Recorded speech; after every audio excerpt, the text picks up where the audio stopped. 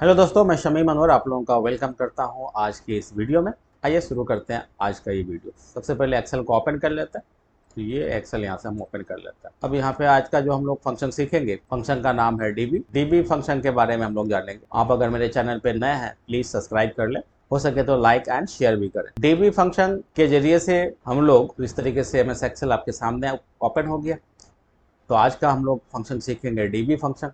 DB function से हम लोग डेप्रीशिएशन निकाल सकते हैं। और ये डेप्रीशिएशन क्या होता है?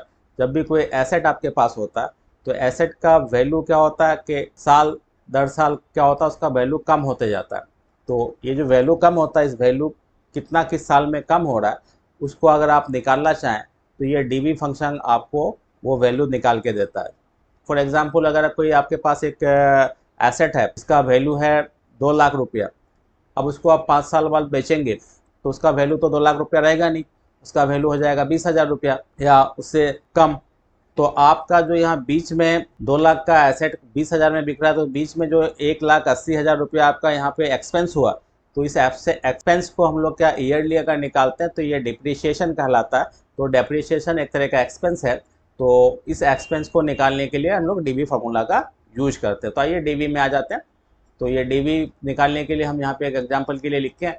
बाइक एक है मेरे पास जिसका वैल्यू है 1,60,000 और उसका जो लाइफ है, उसका लाइफ है 4 ईयर और उसका जो सैलवेज वैल्यू है वो है 60,000।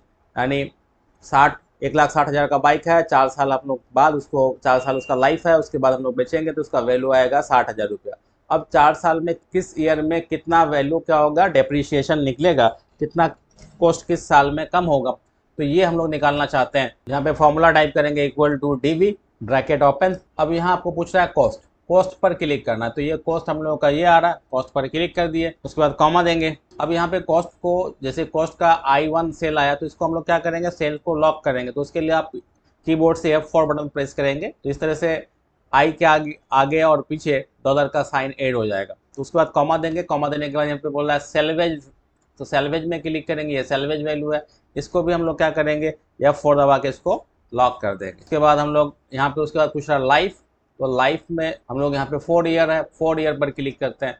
तो यहाँ हम लोग इसको F4 दबा के इसको भी लॉक कर देते हैं। उसके बाद कॉमा देंगे। कॉमा देने का पीरियड पूछ रहा है, पीरियड में हम लोग यहाँ पे ईयर लेते हैं 1 और ब्रैकेट को क्लोज कर देंगे। उसके बाद इंटर प्रेस करेंगे। जैसे इंटर प्रेस करेंगे तो आपके सामने यहाँ पे एक वैल्यू आ गई। इसको हम लोग फिल करते हुए नीचे तक लेंगे 4 साल तक। तो ये आपके पास यहाँ पे एक वैल्यू आया। इस वैल्यू में आप देखिएगा कि फर्स्ट ईयर में आपका डेप्रिसिएशन का जो वैल्यू निकल रहा है वो 34,720 रुपया है। सेकंड ईयर में 27,185 रुपया 76 पैसा है।